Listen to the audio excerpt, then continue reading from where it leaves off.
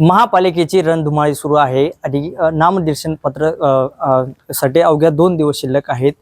भाजप सेना युती अद्याप गुलदस्त्यात आहे। आपल्यासोबत भाजपचे पदाधिकारी आहेत, मुख्य नेते अद्वै आबा हिरे पाटील आहेत, त्यांच्याशी बातचीत करूया। आबा, काय सांगाल, एकंदरीत भाजप युती अद्याप गुलदस्त्यात आहे, काय? मुळात ज्या दिवशी पक्षाचे नेते सन्मान्य गिरीश भाऊ महाजन साहेब यांनी आम्हाला बोलवलं, त्या दिवशी आम्ही सर्व प्रमुख नेत्यांनी, मी स्वतः सुद्धा, सन्मान्य बंडू काका बच्चा असतील, सन्मान्य सुनील आबा गायकवाड असतील, सगळ्यांनी स्पष्ट भूमिका मांडलेली आहे की ही निवडणूक कार्यकर्त्यांची आहे। 24 जागांसाठी जवळजवळ 240च्या वर अर्ज आमच्याकडे आलेले आहेत आणि त्यामुळे प्रचंड एकेका जागेसाठी 10 इच्छुक असताना त्यांना थांबवायचं, त्यांचं हिरमोड करायचं हे अत्यंत चुकीचं चाललेलं आहे आणि यातनं पक्षाचं मोठं नुकसान होणार आहे। मागच्या वेळी 9 जागांवर आम्ही होतो, 2 अतिरिक्त नगरसेवक आपल्याकडे आलेले आहेत, 11 सिटिंग आता आमच्याकडे असताना 6 आणि 7 जागांवरती आम्ही युती करायची, हे अत्यंत चुकीचं होत आहे। 16 ते 17 जागा निवडून आणण्याची ताकद ही भारतीय जनता पक्षामध्ये आहे। देशात जेव्हा देशात भाजपचा संकल्प चाललाय, तोच संकल्प राबवण्याचा प्रयत्न आम्ही इथं करतो आहोत।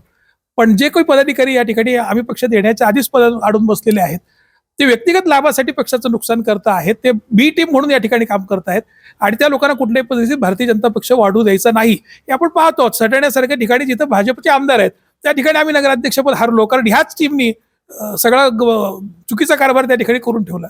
आज मनमाडमध्ये आणि नांदगावमध्ये नगर परिषदांना भाजप शिवसेना युती झाली, शिवसेनेच्या आमदारांनी भाजपच्या उमेदवारांसमोर बंडखोर उमेदवार उभे केले आणि ते निवडून आणले आणि भाजपचं मोठं नुकसान झालं।